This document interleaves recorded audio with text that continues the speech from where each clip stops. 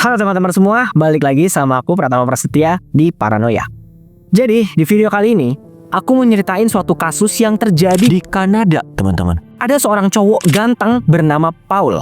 Nah, si Paul ini punya ciri-ciri ketampanan yang digilain banyak wanita, teman-teman. Tingginya 180 cm, kulitnya mulus, giginya rapih, rambutnya pirang. Ya mirip-mirip Leonardo DiCaprio gitulah.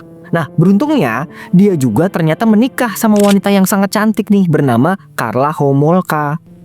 Pernikahan mereka tuh berlangsung dengan sangat mewah, teman-teman ya. Mereka pakai gaun kerajaan, naik kereta kuda, mirip-mirip kisah di film-film Disney. Karena mereka berdua punya paras yang cakep, mereka dijulukin pasangan Barbie dan Ken. Tapi satu hal yang harus kita ingat, teman-teman ya, kita nggak boleh menilai orang dari parasnya.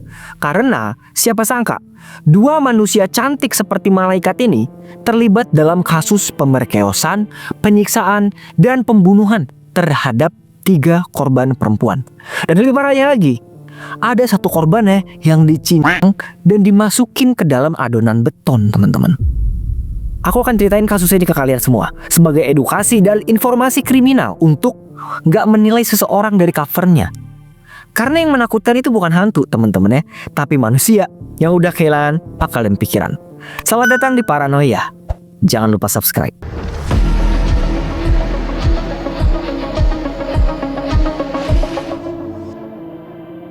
Karla Homolka lahir tanggal 4 Mei 1970 di Mississauga, Kanada. Sebenarnya gak banyak info atau data-data yang bisa aku temuin tentang masa kecil si Karla. Intinya, setelah dia menginjak usia 17 tahun, dia bekerja sebagai karyawan part-time di toko hewan peliharaan. Nah, suatu hari, kantornya ini lagi ngadain seminar di sebuah hotel nih, teman-teman. Dan seperti biasa, dia bertugas untuk menjaga hewan-hewannya. Setelah acaranya ini selesai, nah dia makan malam nih, ya kan, di restoran hotel. Nah, waktu dia lagi ngobrol santai sama temennya, tiba-tiba lewat tuh cowok tinggi, jangkung, badannya bagus, kulitnya mulus, rambutnya pirang. Pokoknya ganteng banget lah. Nah, naksirlah si Karla ini sama dia gitu kan. Begitupun sebaliknya, ternyata cowok ganteng itu naksir juga sama si Karla dan terjadilah jatuh cinta pada pandangan pertama. Halo, boleh kenalan nggak? Nama aku Paul Bernardo. Nama kamu siapa? Dari situlah nih muncul benih-benih cinta di antara mereka. Gak butuh waktu lama, 2 jam mereka ngobrol, Paul langsung ngajak Karla ke kamarnya buat berhubungan badan, teman-teman. Nah, inilah nih definisi lo cakep, lo aman. Dari sudut pandangnya si Karla, dia ngelihat si Paul ini orang yang ganteng. Dia baik, lucu, humoris. Tapi satu sifat gelap yang Karla nggak tahu tentang Paul, teman-teman, adalah dia ini tukang perkeos yang belum berhasil diidentifikasi sama polisi, teman-teman ya. Jadi, beberapa bulan sebelumnya, polisi nerima laporan dari 7 korban pelecehan. Kebanyakan dari mereka diserang di malam hari waktu mereka baru turun dari bis. Selain itu, ada juga yang lagi jogging malam-malam terus ditarik ke semak-semak. Mereka semua dipaksa buat oral, berhubungan, dan di SDM ya. Mohon maaf, ditutul gitu ya. Dan itu ngeri banget ya teman-teman ya. Udah jamnya itu ngacak dan targetnya itu bisa perempuan mana aja. Karena si Paul ini ngelakuinnya di malam hari, jadinya orang-orang gak bisa tuh ngenalin ciri-cirinya. Polisi yang kebingungan, akhirnya mereka minta bantuan FBI buat mecahin kasus ini. Di sini, waktu investigasi masih berjalan, Paul lagi mesra-mesraan ngelamar si Karla di air terjun Niagara, teman-teman. Suasananya itu romantis banget ya. Dengan pemandangan air terjun yang megah itu, langit yang cerah kebiruan, Paul berlutut di hadapannya Karla nih. Wahai cintaku, maukah kau menikah denganku? Si Karla langsung, hah? Apa? Gak kedengeran kan, soalnya kan air terjun kan. Iya, aku mau. Di momen ini, Karla ini meneteskan air mata bahagia. Dia nggak nyangka kalau dia dilamar sama cowok ganteng dan baik hati bernama Paul Bernardo. Tapi sayangnya, kebahagiaan itu cuma di awal, teman-teman ya. Lambat laun, Paul mulai nunjukin sifat kasar dan manipulatif. Cowok yang kelihatannya baik, ganteng, romantis ini ternyata red flag. Karla mulai sering dipukul, dimarahin, dimaki-maki buat hal yang sepele. Tapi anehnya, dia nggak pernah minta putus tuh. Dia selalu luluh tiap kali Paul minta maaf. Di sini tuh sebenarnya udah jelas banget ya tanda-tanda manipulatif si Paul. Dan punya pasangan yang manipulatif itu capek loh teman-teman ya. Kadang tuh dia yang salah, tapi kok jadi kita yang minta maaf gitu ya. Dikit-dikit bilang, aku begini gara-gara kamu. Ya pokoknya ada aja tuh salahnya kita di mata kata dia gitu ya. Dan itu juga yang dirasain sama si Carla. Yang awalnya dia curhat ke temennya tentang kebaikannya si Paul, makin kesini dia makin curhat nih kalau si Paul itu orangnya toxic, red flag. Tapi temannya malah bilang gini, ya udah sih, masih untung si Paul ganteng. Gua kalau jadi lu juga gue rela, mau diapain juga gue rela nah sama Bang Paul mah. Lagi-lagi definisi lo ganteng lo aman. Beberapa bulan kemudian mereka mutusin buat tinggal sama orang tuanya si Carla nih ya. Ini posisinya mereka belum nikah ya teman-teman ya. Karena ya emang orang tuanya si Carla ini seneng aja punya calon mantu ganteng kayak Paul. Jadinya dibolehin aja tuh tinggal bareng sama mereka. Nah di sini Paul ketemu sama adiknya Carla yang bernama Tammy Homolka yang baru 12 tahun. Dan tebak apa? Paul nafsu sama adiknya teman-teman ya. Dan ini benar-benar creepy banget ya. Dia sering ngintipin Tammy lagi mandi, lagi tidur, dan ganti baju. Makin lama makin hari, nafsunya ini udah gak bisa ditahan lagi nih. Dan dia mulai memanipulasi si Carla untuk bisa tidur sama adiknya. Kar, kamu kan udah gak perawan ya? Ya aku tahu lah gimana kamu sama mantan-mantan kamu ya. Sedangkan aku ini gak pernah nih ngerasain sama perawan. Jadi aku minta izin ke kamu buat bisa tidur sama si Tammy. Tunggu. Kamu jangan marah dulu ya. Kenapa aku pilih Tammy? Karena kalian kan saudaraan. Nah otomatis rasa anunya sama nih. Tapi dia versi terawannya.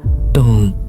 Awalnya si Carla sedih nih teman-teman. Dia nangis ya kan denger lakinya ngomong gitu. Tapi gobloknya ya, lagi-lagi ini aku benci banget nih sama orang kayak gini ya. Demi gak diputusin, diiyain dong permintaan gila lakinya itu. Akhirnya Carla dan Paul mulai bikin rencana buat ngebius si Tammy. Di malam menjelang Natal tahun 1990, mereka bertiga minum-minum waktu orang tuanya udah pada tidur. Tanpa sepengetahuannya Tammy, minumannya itu udah dicampur obat penenang dengan dosis yang sangat banyak teman-teman. Setelah dia tenggak dan pingsan, Paul mulai melancarkan aksi bejatnya itu. Gak lupa, mereka juga ngeluarin kamera dan ngerekam kejadiannya. Yang lebih gak manusiawinya lagi ya, begitu Paul selesai, dia juga maksa Carla buat gituin adik kandungnya sendiri. Bener-bener di luar nurul kan. Udah gitu si Carla mauan aja lagi. Emang ya kalau udah cinta buta tuh jadi goblok gitu ya otaknya ya. Nah gak lama kemudian si Tammy ini tiba-tiba kebangun teman-teman. Dia bangun, habis itu dia batuk kayak orang keselak gitu, terus muntah. Nah Paul dan Carla yang panik langsung buru-buru tuh. Dia pakai baju, nyembunyiin semua barang bukti dan telepon ambulan. Sayangnya begitu dibawa ke rumah sakit, nyawa Tammy gak ketolong teman-teman. Dokter menyatakan kalau Tammy meninggal dunia akibat keracunan alkohol. Jadi gak ketahuan tuh ya kalau ada jejak-jejak pelecehan dari jasadnya si Tammy. Dari sini keluarga ngerasa terpukul atas kepergiannya si Tammy. Mereka sedih di pemakamannya teman-teman. Bahkan dua manusia biadab ini juga pura-pura nangis gitu. Tammy, baru aja kita mau ngerayain Natal, kamu malah pergi duluan. Jahat kamu ninggalin kita semua. Dalam hatinya mah, aduh, untung aja gak ketahuan. Dari kejadian ini mereka gak tobat teman-teman ya. Justru ini tuh awal dari tindakan gila mereka yang jauh lebih jahat. Jadi 1 bulan kemudian mereka pun mutusin buat pindah dan beli rumah sendiri di sebuah kota kecil bernama Port Dalhousie. Ini sekali lagi aku ingetin lagi ya, di sini mereka tuh posisinya belum nikah ya, cuma udah tinggal bareng aja gitu. Nah semenjak tinggal berdua doang, perilaku si Paul makin kasar lagi nih ke si Carla. Mungkin karena gak ada orang tuanya kali ya, jadinya dia tuh ngerasa bebas ngapain aja. Tiap kali mereka cekcok, Paul selalu mukulin Carla pakai perabotan, dijambakin, digamparin. Pokoknya badannya si Carla itu bener-bener jadi samsak. Di titik ini Carla tuh sebenarnya udah mulai ngancem buat putus. Tapi malah diancem balik sama si Paul. Kalau lu pergi ninggalin gua, inget ya, gua punya video apa yang udah lu lakuin ke si Tammy. Kalau itu bocor, siap-siap lu di penjara. Nah di sini si Carla mulai ngerasa terjebak nih teman-teman. Mau nggak mau dia mesti nurutin kemauan si Paul kan. Di Juni 1991 ada seorang anak berusia 14 tahun bernama Leslie Mahaffey. Waktu itu dia baru aja pulang dari pemakaman temennya. Waktu dia pulang, sayangnya dia nggak bisa masuk nih karena rumahnya itu dikunci. Disinilah dia ketemu sama Paul. Awalnya Paul pura-pura minta rokok. Abis itu dia tarik tangannya Leslie dan dia seret ke mobilnya. Di dalam rumahnya Paul dan Carla memperkeos dan menyiksa Leslie abis-abisan teman-teman sambil direkam pakai kamera sebelum akhirnya tewas mengenaskan. Setelah dia meninggal, Paul dan Carla mencang bagiannya sampai ke potongan-potongan kecil. Dia pisahin dan mereka masukin ke adonan beton untuk kemudian mereka buang ke sebuah danau. Niatnya biar ngambang kali ya, biar tenggelam gitu. Untungnya beberapa hari kemudian di 29 Juni 1991 seorang nelayan nemuin bagian tubuhnya Leslie di danau tersebut. Dia ngelihat ada anggota tubuh kayak jari tangan, terus jari kaki muncul dari sela-sela retakan beton. Dari penemuan ini, polisi langsung berbondong-bondong datang ke lokasi TKP. Nah, mirisnya penemuan ini ternyata bertepatan sama hari pernikahannya Paul dan Carla, teman-teman ya. Udah gitu jarak antara lokasi TKP dan gerejanya itu cuma sekitar beberapa kilometer doang. Jadi pas mereka lagi ijab kabul gitu kan di dalam gereja, polisi sama ambulan di luar lagi pada warawiri tuh. Wiu wiu wiu wiu. Saya terima nikah dan kawinnya Carla. Idih, bener-bener psikopat ya teman-teman ya. Gak ada panik sama sekali, gak ada beban. Mereka asik-asikan nikah, Carla nangis bahagia. Sedangkan orang tuanya Leslie nangis darah ngelihat anaknya mati mengenaskan teman-teman. Di titik ini, Paul udah bener-bener ngerasa jumawa. Dia mulai berpikir nih, oke, kayaknya polisi gak bisa nangkap gue deh. Sekarang siapa korban selanjutnya ya? Di tanggal 16 April 1992, Paul dan Carla mulai nyari korban berikutnya nih teman-teman. Dan ketemu sama anak gadis berusia 15 tahun bernama Kristen French. Waktu itu, Kristen baru banget pulang sekolah nih. Jadi dia masih pakai seragam gitu ya. Terus dipanggil sama Carla. Dek, sini dong. Aku mau tanya, arah mau ke Toronto lewat mana ya? Kayaknya kita nyasar nih. Kristen yang gak curiga. Dia jelasin tuh kan rute-rutenya. Nah, secara tiba-tiba Paul dari belakang langsung ngedorong Kristen masuk ke dalam mobil dan ngebawanya ke rumah mereka. Di samping itu, karena orang tuanya nih Kristen khawatir, mereka akhirnya coba nih lapor ke polisi.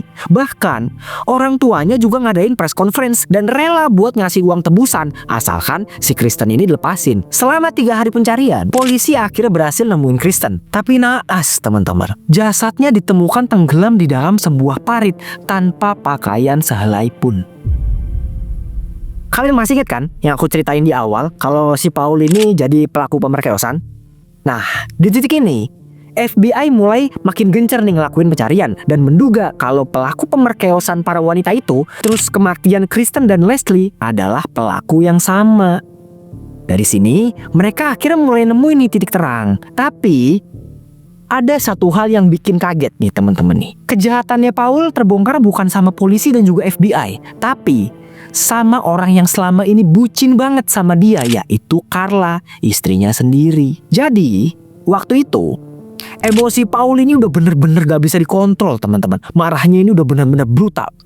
Rumah ini tuh selalu diisi sama suara teriakan, suara makian yang bikin mentalnya si Carla ini makin hancur. Carla ini sampai udah di titik mau ngomong aja takut, mau ngebantah aja gak berani. Dia cuma bisa diem dan membiarkan tamparan dan pukulan mendarat di wajahnya, yang itu memar, lebam, tulangnya pada ngilu. Karena capek, stres dan jengah sama tingkah lakunya Paul, akhirnya dia membuang kebucinannya dan memutuskan buat lapor ke polisi. Sambil didampingin sama pengacara, Carla akhirnya melapor ke polisi atas kasus KDRT. Nah, awalnya dia melaporkan tindakan KDRT teman-teman. Tapi lama-kelamaan Carla mulai ngebocorin rahasia gelap mereka. Dia bilang ke polisinya kalau sebenarnya Paul adalah pelaku pemerkosaan tersebut. Dan tidak cuma itu, dia juga mengaku kalau Paul bertanggung jawab atas kematiannya si Tammy, Leslie, dan Kristen. Nah, di sini si Carla ini mulai putar otak teman-teman ya. Habis ini otomatis polisi bakal nanyain bukti dong atas omongannya si Carla. Sedangkan satu-satunya bukti adalah cuma video-video rekaman itu. Dan di dalam rekaman itu jelas-jelas ada si Carla. Jadi dia mulai beralibi nih kalau dia diancam dan dipaksa buat bantuin kejahatannya si Paul. Di depan polisi dia nangis-nangis nih. "Iya pak, saya tuh sebenarnya dipaksa sama suami saya. Jujur, saya nggak mau sebenarnya ngelakuin ini. Tapi saya nggak mau dipukulin lagi pak." Nah, dari sini polisi akhirnya minta Carla nih buat ngebocorin semuanya di persidangan. Sebagai gantinya, dia dikasih keringanan hukuman selama 12 tahun penjara. Saat sidang ini digelar, Video kekerasan terhadap para korban diputar di depan juri, hakim, dan para pengacara. Ruangan itu dipenuhin sama tangisan, ketakutan, kemarahan, dan rasa jijik atas apa yang dilakuin sama dua penjahat ini. Dari kejahatan ini, jaksa akhirnya nepatin janji dan Carla dihukum selama 12 tahun. Sedangkan Paul, dia dinyatakan bersalah atas pembunuhan tingkat pertama terhadap Tammy Homolka, Leslie Mahaffey, dan Kristen French. Karena di Kanada itu nggak ada hukuman Metom, jadinya dia dihukum penjara seumur hidup dan baru bisa ngajuin banding setelah 25 tahun. Sampai sekarang, di tahun 2025, Paul masih dipenjara di Kanada dan dicap sebagai dangerous offender atau kriminal yang sangat berbahaya. Setelah menjalani hukumannya, Carla akhirnya dibebasin di tahun 2005. Nah, begitu dia bebas, dia pergi pindah-pindah tempat buat menghindari kejaran media. Dia coba tuh membangun kehidupan baru. Dia ganti nama, menikah, punya anak, dan segera menjauh dari masa lalunya. Sampai hari ini, nama Carla Homolka ini masih jadi simbol kontroversi di Kanada, teman-teman. Banyak orang-orang yang ngerasa kayaknya hukuman 12 tahun terlalu ringan deh buat lo, Kar. Sementara Paul menghabiskan waktunya di penjara, Carla hidup bebas nih, teman-teman. Tapi hidupnya itu nggak pernah tenang ya. Ya emang dia nggak dikejar sama polisi, dia nggak dikejar sama media, tapi dia dikejar sama perasaan bersalah dari kejahatannya di masa lalu. Itu dia tadi, teman-teman, kisah pasangan cantik dan rupawan bernama Paul Bernardo dan Carla Homolka. Dari kisah ini, kita bisa ambil pelajaran kalau jangan menilai orang itu dari covernya, teman-teman ya. Jangan semerta-merta kita lihat, oh ganteng nih, oh cantik nih, pasti hatinya baik. Tetap ya, kita harus nilai orang dari perbuatannya, dari kesehariannya, dari cara dia memperlakukan orang lain. Karena yang menakutkan itu bukan hantu, teman-teman ya, tapi manusia yang udah kehilangan akal dan pikiran. Kalau kalian suka sama konten ini, jangan lupa like, komen, dan juga subscribe biar aku semangat bikin videonya. Terakhir, aku Pratama Prasetya pamit. Terima kasih udah nonton. Mohon maaf jika ada kesalahan kata dan perilaku. See you on the next one.